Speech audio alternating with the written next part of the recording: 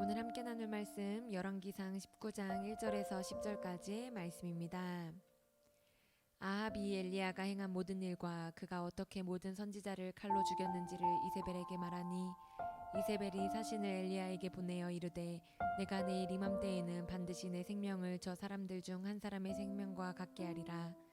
그렇게 하지 아니하면 신들이 내게 벌 위에 벌을 내림이 마땅하니라 한지라.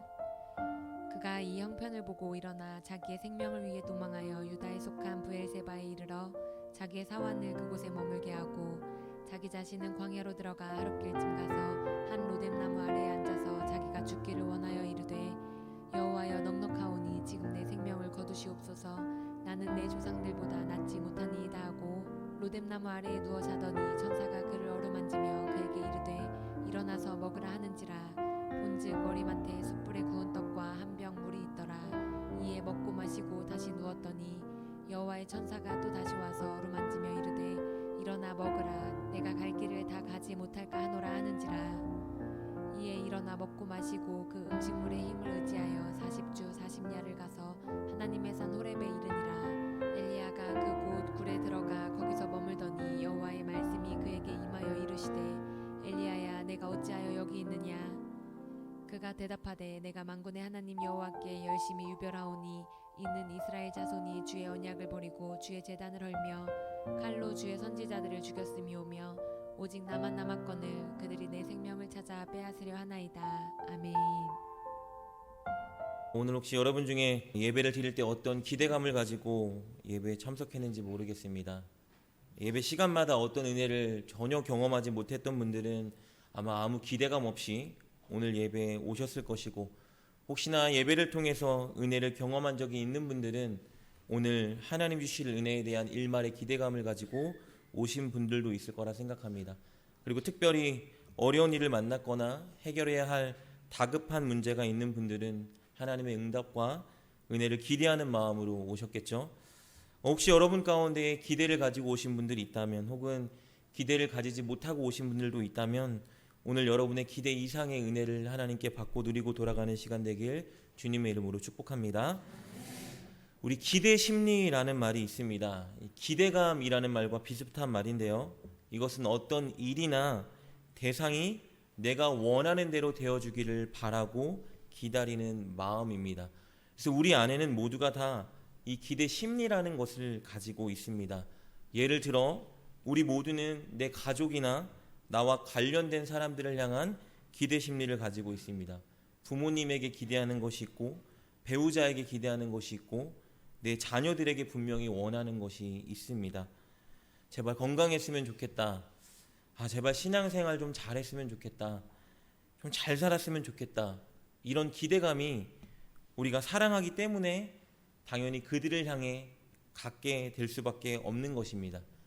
그리고 여기 계신 여러분 저 모두가 아마 교회에 대한 기대 심리를 가지고 있을 것입니다. 우리 목사님이 이렇게 해주셨으면 좋겠는데, 우리 교회가 좀 이런 일 좀 했으면 좋겠다. 우리 교회가 좀 부흥됐으면 좋겠는데, 이런 기대 심리를 아마 누구나 가지고 있을 거예요. 애정이 큰 분들은 교회에 무언가 바라고 원하는 것이 더 클 것이고, 애정이 크게 없는 분이라 하여도 분명히 내가 다니는 교회에 대한 어떤 기대감, 원하는 것은 가지고 있을 것입니다. 근데 문제는요, 우리가 가지고 있는 이 기대 심리가 충족되지 않을 때, 내가 기대했던 것과는 전혀 반대 상황이 일어날 때 우리는 크게 실망하고 낙심하고 기대감을 완전히 저버리는 자리에 서게 된다는 것입니다. 심지어 내가 기대하고 무언가 원했던 그 대상에 대한 미움을 갖게 되는 것도 보게 됩니다. 내 배우자나 내 자녀에게 어떤 기대 심리를 가졌는데 그 기대가 충족되지 않으면 우리는 내 배우자를 미워하기도 하고 내 자녀에게 크게 실망하기도 합니다. 내가 교회에 어떤 기대 심리를 가지고 있는데 교회가 그런 기대 심리를 채워주지 않으면 우리는 목사님을 미워하기도 하고 교회에서 봉사와 헌신을 그만두기도 하고 심지어 교회를 떠나는 모습도 자주 보게 됩니다. 내 나라에 대한 어떤 기대 심리를 가지고 있는데 충족되지 못할 때 우리는 대통령, 정치인들, 나라를 원망하고 비난하는 자리에 서게 됩니다. 그렇다면 하나님을 향한 기대 심리는 어떨까요? 이 자리에 있는 저와 여러분 분명히 하나님을 향한 무언가의 기대 심리를 가지고 있습니다. 하나님 불가능이 없으시고 우리의 소원을 들어주는 분이라고 했기 때문에 우리 모두가 분명히 하나님께 바라고 기대하는 것이 있을 것입니다. 저도 오늘 이 자리에 서면서 하나님 앞에 큰 기대 심리를 가지고 섰습니다. 오늘 말씀을 통해 성도님들이 진짜 은혜를 받고 성도님들의 믿음이 조금 더 깊어지면 좋겠다라는 기대 심리를 가지고 섰습니다. 무엇이 됐건 간에 저와 여러분 분명히 하나님 앞에 바라는 것이 있을 거예요. 건강을 바라는 사람도 있을 것이고, 사업의 번창과 풍요를 바라는 분도 계실 것이고, 자녀의 성공과 유명세를 바라는 분도 분명히 있을 것입니다. 그것 때문에 하나님께 더 열심히 기도하는 분도 계실 거예요. 무엇을 바라든지 간에 바라는 것이 나쁜 것은 아닙니다. 오히려 하나님의 자녀로서 마땅한, 당연히 우리가 누릴 특권입니다. 우리의 아버지시고 전능하시고 우리를 사랑하신 하나님이기 때문에 당연히 우리가 바라는 것, 우리가 필요한 것 하나님께 요구할 수 있는 것이죠. 하나님은 이 부분에 대해서도 이해하시고 우리에게 마땅히 구하라고 말씀하셨습니다. 그런데 문제는 무엇이냐 하면 우리가 기대하는 것을 하나님이 이루어주지 않았을 때가 문제라는 것이죠. 하나님 분명히 우리가 기대하는 모든 것을 충족시켜주진 않으실 텐데, 내가 하나님께 너무 간절히 원하고 바라고 기도했던 그것을 하나님이 이루어주지 않을 때 우리가 어떻게 반응하는지가 중요합니다. 하나님이 혹시 여러분의 기대 심리를 깨트리실 때 여러분은 어떻게 반응하시나요? 오늘 우리가 살펴볼 본문에는 하나님께 엄청 큰 기대 심리를 가졌는데 그 기대 심리 때문에 엄청 크게 낙심하고 좌절한 한 인물이 등장합니다. 오늘 그 인물을 통해서 우리가 진짜 중요한 인생의 진리를 발견하는 시간을 가졌으면 좋겠습니다. 오늘 본문에 등장하는 인물은요, 선지자 중에 가장 위대한 선지자라고 일컬음 받는 바로 엘리야라는 사람입니다. 하나님은 그를 통해서 정말 크고 놀라운 일들을 펼쳐주셨어요. 제가 그 큰 일 중 세 가지만 여러분과 짧게 나누면요, 하나님께서 엘리야를 통해서 하신 첫 번째 큰 일은 무엇이냐? 아합 왕에게 수년간 비를 내리지 않겠다고 선언하게 하시고, 엘리야가 선언한 그대로 하나님이 비를 3년 6개월 동안 내리지 않으셨습니다. 하나님께서 왜 아합 왕에게 비를 내리지 않겠다고 선언하게 만드셨을까? 그 이유는요, 하나님이 진정한 신이고 참신이라는 것을 알려주고자 했기 때문입니다. 당시 하나님 나라 이스라엘의 왕이었던 아합 왕이요, 하나님을 배반하고 바알과 아세라 우상을 섬기고 있었습니다. 근데 그가 섬기는 바알, 이 신은 어떤 신이냐면요, 천둥과 번개를 휘두르고 날씨를 주관하는 신이었어요. 그러니까 아합은 바알을 섬기면서 무슨 생각을 했을까요? 바알이 날씨를 주관하는 신이니까 비를 많이 내려서 농사를 잘 짓게 만들고 우리에게 풍요를 줄 수 있다고 믿었습니다. 그리고 이스라엘 백성들도 그 아합 왕의 우상 숭배에 동참해서 우리에게 비를 주고 좋은 수확을 잘 얻을 수 있도록 만들어줄 그 바알 신께 갈아타고 있는 상황이었습니다.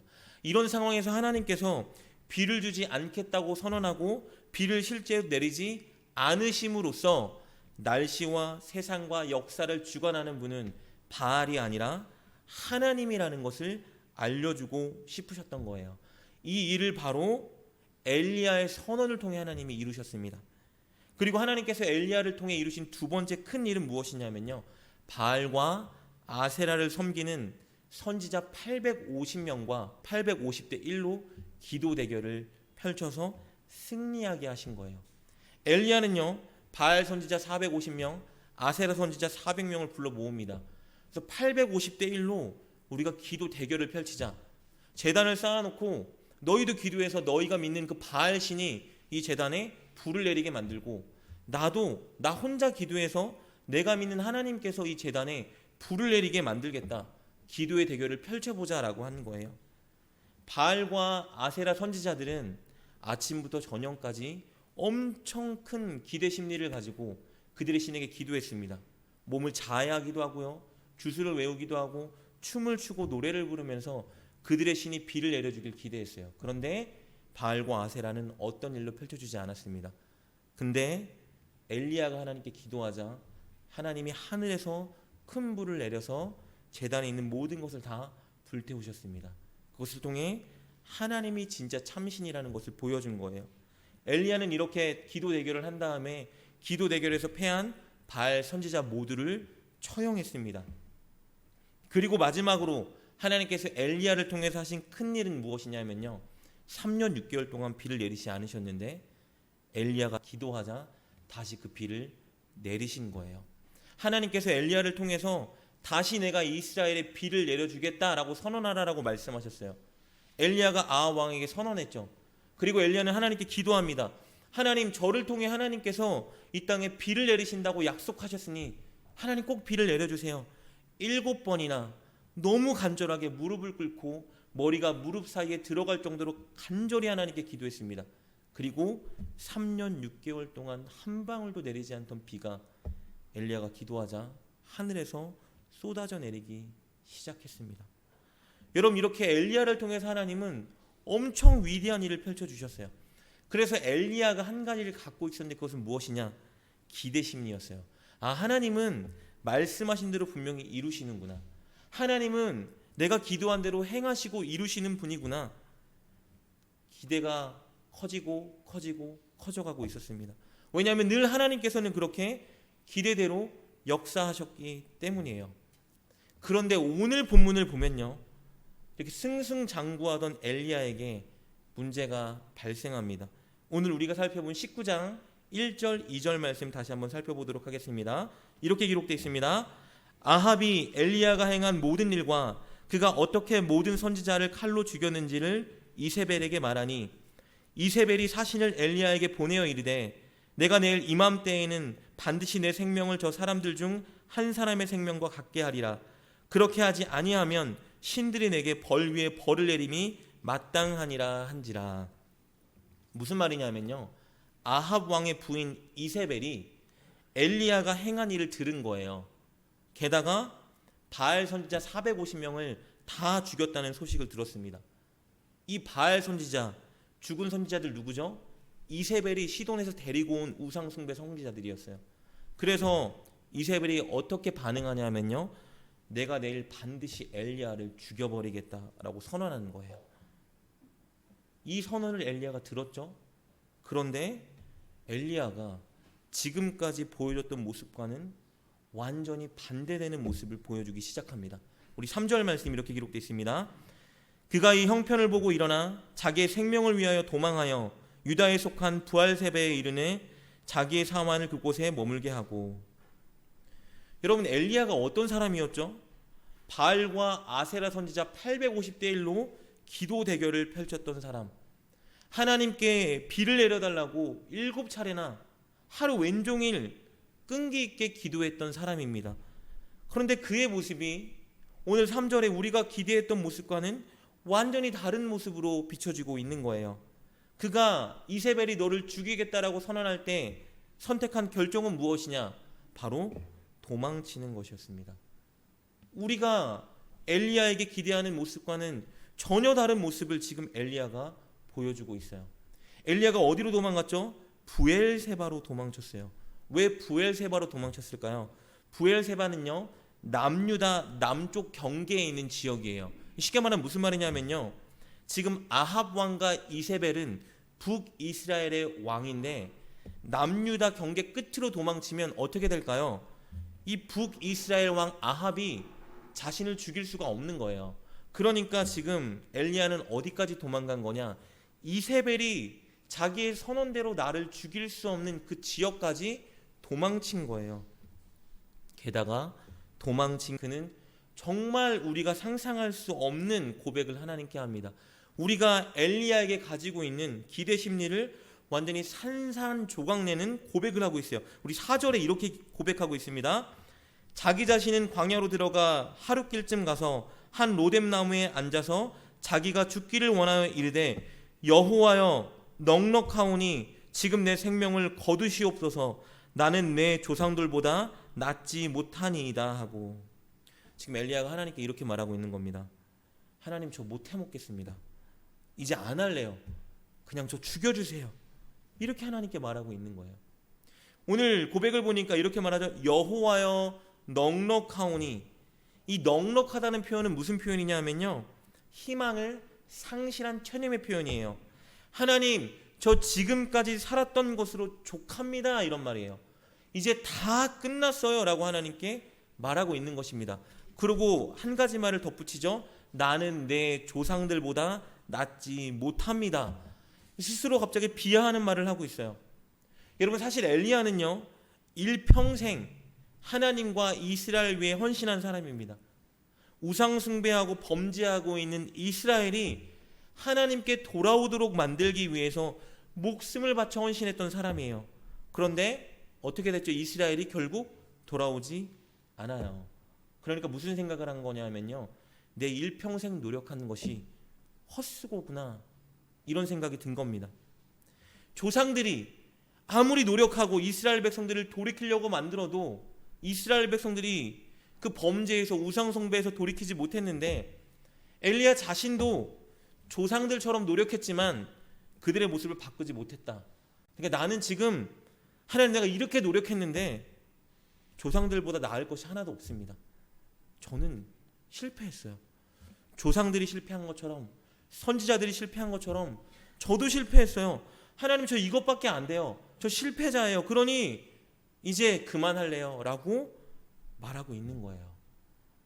여러분, 엘리야가 지금 19장 전 18장까지는요 어떤 모습이었냐면요, 하나님이 말씀하시면 순종해서 아합 왕에게 가서 목숨을 잃을지언정 하나님의 말씀을 선포하리라 하고 선포했던 사람, 850명의 우상숭배 선지자들을 불러 모아서 야, 대결하자, 누구 신이 참신인지 한번 기도로 대결해보자 라고 했던 사람이에요. 근데 오늘 하나님께 뭐라고 말하고 있어요? 하나님 저 실패자입니다. 저 못합니다. 이제 그만둘래요. 저 못해먹겠어요 라고 말하고 있는 거예요. 여기서 우리 질문이 있죠. 왜 이렇게 됐을까요, 여러분? 19장에 엘리야는 왜 이렇게 달라졌을까요? 이세벨이 죽이겠다고 해서 순간 겁을 먹고 이렇게 됐을까요? 여러분, 지금 엘리야는요 이세벨이 죽일 수 없는 지역에 있어요. 이세벨과 아합 왕의 영향력이 미치지 않는 유다 지역에 있어요. 왜 이러고 있을까요? 엘리야의 열정과 엘리야의 용기가 이렇게 절망과 체념으로 바뀐 진짜 이유는 무엇이냐면요, 그의 기대 심리가 완전히 깨졌기 때문입니다. 하나님께 기대하고 있는 것이 있었는데, 하나님께 가지고 있는 큰 기대 심리가 있었는데 하나님이 그 기대 심리를 깨버리셨기 때문에 엘리야가 이렇게 하고 있는 거예요. 쉽게 말하면 하나님이 엘리야가 원하는 대로 움직여주지 않고 있기 때문에 엘리야가 이런 모습으로 반응하고 있는 것입니다. 엘리야를 지치고 낙심하고 포기하게 만든 것은 엘리야를 죽이겠다고 하는 이세벨의 경고가 아니라 하나님이 일하시는 방식이었어요. 나 엘리야의 기대와는 다른 방식으로 일하고 계시는 하나님의 그 방식이 엘리야를 절망시키고 있었던 겁니다. 여러분, 엘리야가 바알 선지자들과 기도 대결에서 승리하고 난 이후에 하나님께 막 기도를 했거든요. 하나님께서 막 비를 내려주셨어요. 이때 엘리야는 무슨 생각을 가졌을까? 어떤 기대를 가졌을까? 엘리야는 분명히요 이스라엘 백성들이 하나님께 돌아올 거라고 기대했어요. 이제 바알 선지자의 기도 대결에서 내가 승리했고 이 바알 선지자들 내가 처형했으니까 분명히 이스라엘 백성들이 이 모습을 봤으니까 그들이 하나님께 돌아오겠지라고 기대했습니다. 아니, 아합 왕이 분명히 봤지. 하늘에서 내가 기도할 때 하나님이 불을 내려주셔서 제단의 모든 걸 다 태웠고 내가 기도하니까 내가 선언한 대로 비가 내리는 걸 아합 왕이 봤기 때문에 아합 왕이 하나님 주권을 인정하고 하나님께 회개할 것이야 라고 기대했던 거예요. 적어도 이스라엘 백성들이 아합과 이세벨 그들을 정권에서 물러나게 만들 것이라고 기대하고 있었던 거예요. 이런 기대감을 가지고 있었는데 하나님께서 엘리야가 기대한 대로 움직여주지 않은 겁니다. 엘리야가 기대한 일이 하나도 일어나지 않았어요. 아합은 회개하지 않았고 백성들은 계속해서 우상을 숭배하며 하나님을 거역하는 자리에 섰습니다. 심지어 이세벨은 자기를 죽이겠다고 자기를 협박하고 있어요. 하나님께 열정을 다 바쳤고 최선을 다했지만 내가 기대한 대로 결과가 일어나지 않으니까 엘리야가 지쳐버린 거예요. 하나님께 실망한 겁니다. 하나님을 향한 기대 심리가 완전히 깨져버리자 엘리야는 절망했고 이제 사명을 포기합니다. 하나님, 저 더 이상 안 할래요. 못하겠습니다. 그냥 저를 죽여주세요. 엘리야의 신앙이 여러분 완전히 박살났습니다. 엘리야가 그래서 하나님 앞에 자신의 감정과 처지를 연이어 쏟아냅니다. 우리 10절 말씀 보면 이렇게 기록되어 있습니다. 그가 대답하되 내가 만군의 하나님 여호와께 열심히 유별하오니 이는 이스라엘 자손이 주의 언약을 버리고 주의 제단을 헐며 칼로 주의 선지자들을 죽였음이 오며 오직 나만 남았거늘 그들이 내 생명을 찾아 빼앗으려 하나이다. 먼저 하나님께 이렇게 말하고 있어요. 하나님, 제가 하나님께 얼마나 열심히 했는지 아세요? 제 열심은 너무 유별났어요. 여러분, 이 고백은 참이에요. 그는 진짜 하나님을 사랑했고 진짜 하나님께 열심히 유별났습니다. 이건 하나님도 인정하는 모습이에요. 그래서 엘리야는 견딜 수 없었던 게요, 이스라엘 백성들이 하나님을 떠나 우상 숭배하고 있는 지금 이 모습을 견딜 수가 없었던 거예요. 그래서 선지자로서 홀로 목숨을 내걸고 백성들을 하나님께 돌아오게 만들기 위해 하나님 말씀을 선포하고 순종하고 있었던 것입니다. 그것을 말하고 있는 거예요. 하나님, 제 열심 아세요? 저 얼마나 열심히 했는지 아시죠? 하나님은 아실 거 아니에요. 제가 누구보다 하나님께 열심히 된 거 아실 거 아닙니까? 라고 말하고 있어요. 그리고 이내 한탄을 쏟아내요. 그런데 하나님, 이게 뭡니까? 제가 진짜 누구보다 열심히 했는데 이게 뭐예요? 이스라엘 자손들은 주의 언약을 버리고 심지어 주의 제단을 헐고 있습니다. 악한 왕은 하나님께 회개하지 않고 선지자를 잡아 죽이고 저도 죽이겠다고 해요. 하나님, 이제 저 혼자 남았어요. 나 혼자 이렇게 한들 뭐가 달라질 수 있겠습니까? 라고 하나님께 체념하고 있는 거예요. 진짜 열심히 한 건 맞는데, 진짜 하나님을 사랑한 건 맞는데, 하나님께 헌신한 건 맞는데 자기가 원하는 대로 결과가 이루어지지 않자, 자신이 기대한 결과를 눈으로 보지 못하자 이제 좌절하고 모든 것을 포기하는 자리에 서겠다고 고백하고 있는 것입니다. 이 엘리야의 모습은 여러분 우리에게 중요한 진리를 전해줍니다. 만약에 우리가 엘리야가 그런 것처럼 하나님을 향한 열심이 있었는데, 우리가 진짜 교회에 열심히 봉사했는데, 하나님께 열심히 기도했는데, 혹시 그 열심과 헌신과 기도가 좌절로 바뀌었다면, 우리가 기대하는 바가 이루어지지 않아서 우리가 그만 못하겠다고 체념하고 포기하고 있다면, 여러분 그때 우린 인정해야 합니다. 우리 안에 하나님이 아닌 우상이 자리 잡고 있는 거예요. 그 우상은 무엇이냐? 바로 우리 자신이에요. 내가 원하는 것, 내가 바라는 것, 내가 기대하는 그 방식이 우상인 거예요. 그것들이 하나님의 뜻과 하나님의 방식보다 더 중요한 우상으로 자리 잡고 있었던 것입니다. 내 안에 내가 우상으로 자리 잡으면 아무리 하나님께 열심히 헌신하고 하나님을 사랑하고 예배해도 결국 우리가 넘어지는 지점은 엘리야가 넘어진 이 지점입니다. 하나님, 내가 진짜 그토록 열심히 했는데, 하나님 누구보다 열정이 있었는데, 내가 헌신한 거 아시잖아요. 근데 진짜 열심히 기도했잖아요. 작정했잖아요. 눈물 흘렸잖아요. 그런데 이게 뭡니까? 라고 말하는 이 자리에 서게 되는 거예요. 여러분, 왜 우리는 하나님 위해 열심히 헌신한 것만으로 만족하지 못할까요? 왜 우리는 하나님을 위해 최선을 다해 노력한 것만으로 기뻐할 수 없을까요? 왜 우리는 하나님께 열심히 기도한 것만으로는 감사할 수 없을까? 왜 내가 원하고 기대하고 바라는 결과가 주어지지 않으면 왜 우리의 그 뜨거웠던 열정과 하나님을 향한 사랑의 고백이 좌절과 서운함과 불평과 포기로 바뀌게 될까요? 왜냐하면요, 나한테는 하나님보다 내 뜻과 내 자존심과 내가 인정받는 것과 나 자신이 더 중요하기 때문입니다. 내가 하나님보다 더 중요하기 때문에, 내가 우상으로 세워졌기 때문에 내가 다른 방식으로, 내가 기대하는 것과는 다른 모습으로 하나님이 역사하시면 우리는 받아들일 수가 없는 것이에요. 여러분, 오해하지 마시기 바랍니다. 우리가 하나님께 무언가 원하고 바라고 기대할 수 있어요. 기대 심리를 가지고 하나님께 기도하는 것 자연스러운 일입니다. 건강을 바랄 수 있고요, 물질을 바랄 수 있고, 자녀의 성공을 하나님께 기도해도 돼요. 사업이 번창하게 해달라고 하나님께 간구해도 됩니다. 그런데 그런 것들이 하나님의 뜻보다 앞서면 안 된다는 거예요.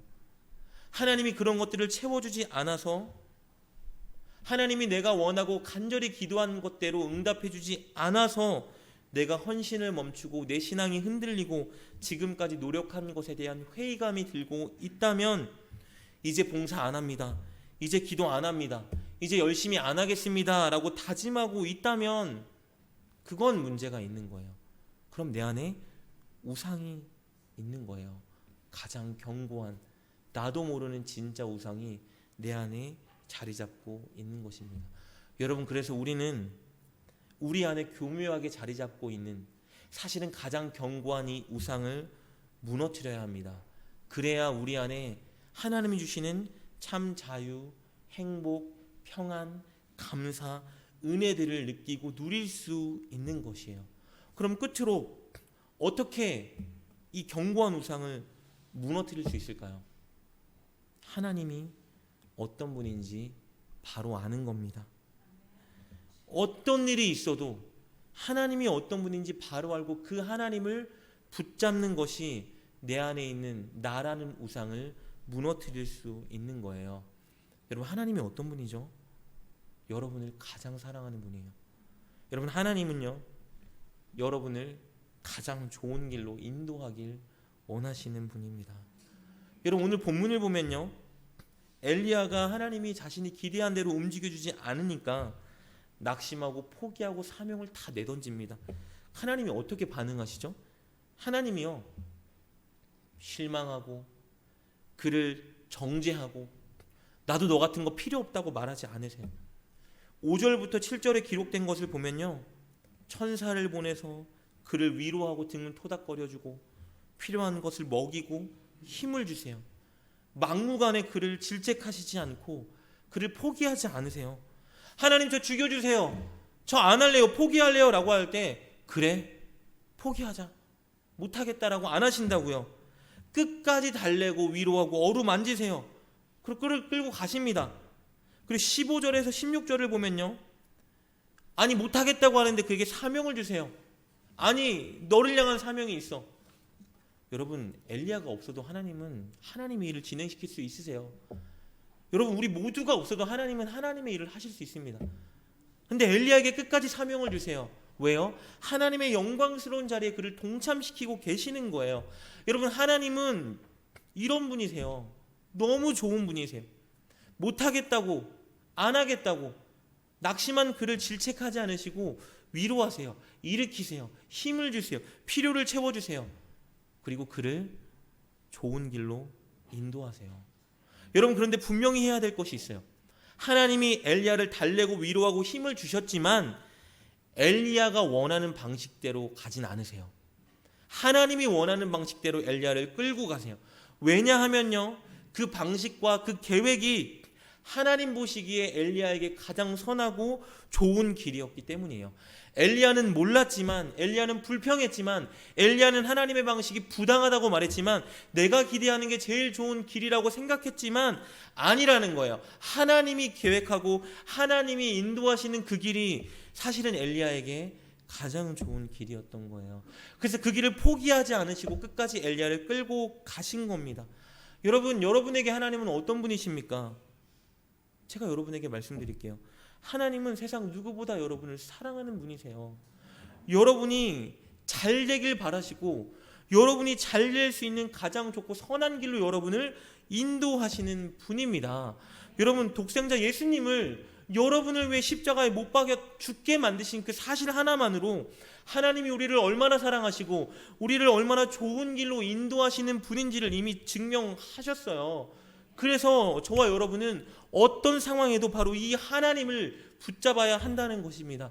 내가 계획한 대로, 내가 기도한 대로, 내가 바라는 대로 하나님이 일을 진행시켜 주지 않으실 그때에 우리가 붙잡아야 되는 것은 무엇이냐면요, 하나님은 나를 사랑하는 분이고, 하나님은 내가 잘 되길 원하시는 분이고, 하나님은 끝까지 내가 잘 되는 좋은 길로 인도하는 선하신 하나님입니다라는 이 고백을, 하나님의 본심을 여러분이 붙잡고 살아야 하는 것입니다.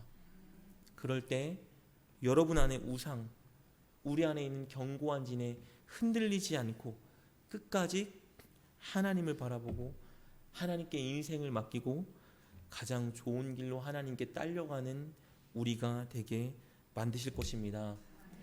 여러분의 소망이 꺾이고 지금 혹시 여러분이 기대하는 일들이 어그러졌거나 하나님이 여러분의 기도를 듣지 않고 일하지 않는 것처럼 느껴지신다면 여러분께 말씀드리고 싶습니다. 여러분, 하나님은 여전히 여러분을 사랑하시고 여러분과 함께하고 계십니다. 하나님은 지금 여러분의 길을 예비하고 계시고 인도하고 계시고 좋은 길로 여러분을 이끌어주고 계십니다. 여러분 꼭 어떤 순간에도 그 좋으신 하나님을 붙잡으시고, 여러분 기대대로 안 돼도 어렵고 힘든 일이 있어도 그 좋으신 하나님께 여러분의 인생을 맡기고 끝까지 하나님과 함께 걸어가는 여러분 되시길 주님의 이름으로 축복합니다. 오늘 말씀을 통해 깨닫고 결단한 것은 무엇입니까? 그것을 붙들고 하나님께 기도합시다. 그리고 그렇게 실천하며 하루를 살아가는 여러분 되시길 주님의 이름으로 축복합니다.